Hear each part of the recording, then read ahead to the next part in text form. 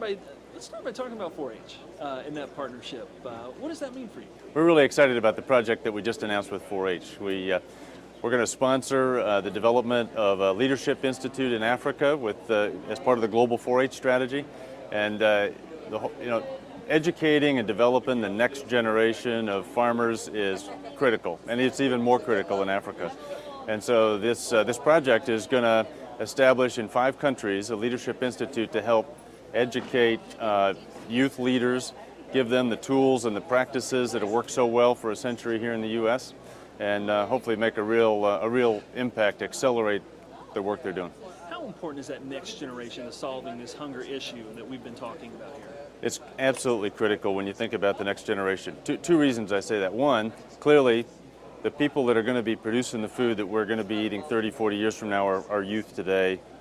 Second thing is, in Africa, I was struck when I was there earlier this year, when I was reminded, I guess, maybe by a real challenge, and that is that whole middle generation, the average age of farmers in many of the countries, this happened to be Kenya, was about 65. And then there are young people, and when you look at what's happening to the middle generation, devastated by AIDS. And so when it isn't a challenge for 30 years from now. These young people, as soon as they get out of school, are going to need to be contributing. And so it's even a more urgent need right now in many African countries. Talk about your company's focus on hunger and why it's important to you as a company.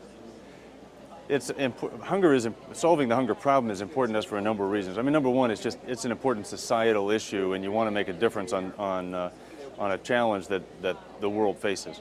But it's also kind of core to who we are. The agriculture and food businesses in DuPont are really aimed at helping people produce more and better quality food. And so the most important thing we're doing every day is advancing science, trying to come up with better seeds, better crop protection, the tools that can help farmers be more productive, and then working with those farmer customers to help them put that science to use in a way that really makes a difference, whether it's helping a farmer in north central Iowa, where I grew up, produce that extra bushel an acre, or whether it's helping a smallholder farmer in Ethiopia learn how to use hybrid seed rather than open pollinated and double his yields and actually have enough to be able to sell on the market, and as opposed to just barely enough to feed his family. Can we fix it? Can we get there? I'm absolutely sure we can. I think of agriculture as the optimistic science.